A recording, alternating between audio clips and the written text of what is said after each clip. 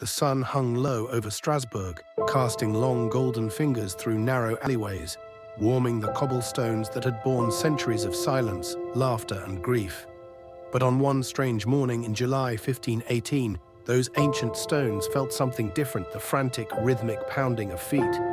Not in celebration, not in protest, but in compulsion. She danced alone at first. A woman named Frau Trophäa. No music, no partner, just her breath hitching in her throat as she moved hour after hour, her arms flailing, her legs trembling beneath the weight of invisible music. No one knew why. No one stopped her. They watched, confused, then concerned, then afraid.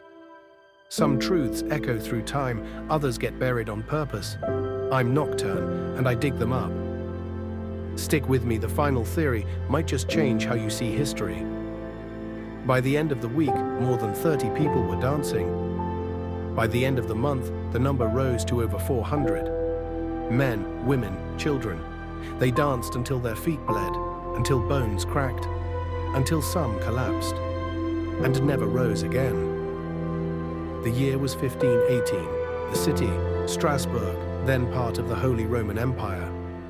And what came to be known as the Dancing Plague was just beginning.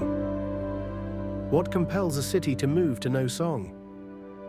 What whispers through the mind, louder than reason, stronger than pain? And when do we stop calling it madness and start calling it something else?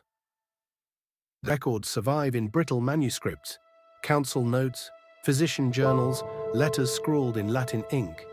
They all speak of the same thing. A mass of people gripped by the need to dance. Not joyfully, desperately. Doctors at the time dismissed the idea of possession. No demons, they said, no witches.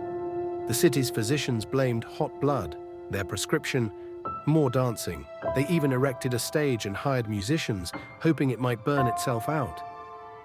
But it didn't. The music only fed it. People dropped in the streets, gasping, convulsing, but the movement didn't stop. And what's stranger, many claimed they couldn't stop. It wasn't rebellion, it wasn't ritual. It was something older, deeper. By August, the city finally tried to contain it. They banned music, removed dancers to shrines in the mountains. They prayed, fasted, waited. And slowly the fever broke. But what really happened? Some say it was ergot poisoning, a hallucinogenic mold that grows on rye. Consumed in bread, it can trigger convulsions, spasms, even hallucinations. LSD's bitter ancestor. But ergot poisoning doesn't explain the coordinated rhythm, the longevity, the shared compulsion. Others point to mass hysteria, psychogenic illness sparked by stress. And life in 16th century Strasbourg was stressful. Famine had struck. The Rhine had flooded. Plague and poverty shadowed every doorstep. Imagine the pressure, the weight of uncertainty, the ache of hunger, the fear of death behind every cough or clatter at the door. Maybe the dancing wasn't madness. Maybe it was release.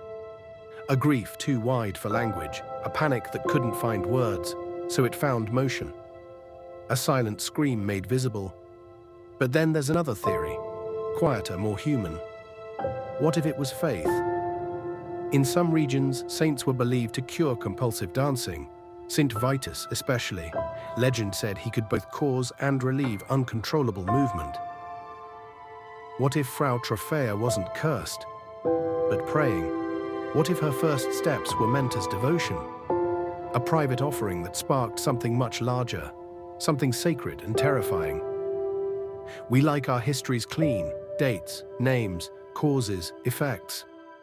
But this doesn't fit in neat boxes. It slips between the cracks, moves like shadow in candlelight. And maybe that's what draws us back to it. Because somewhere in us, deep down, we understand the urge to move when stillness is unbearable, to lose control when control becomes a cage, to let the body cry when the mouth no longer knows how. What really happened in Strasbourg? We may never know, but maybe the question isn't, why did they dance? Maybe it's, what sorrow are we still carrying? That we haven't danced out yet? The past doesn't rest, It waits beneath stone, beneath silence, beneath stories we stopped telling. I'm Nocturne, and I don't just tell history, I awaken it. Subscribe, the forgotten still speak.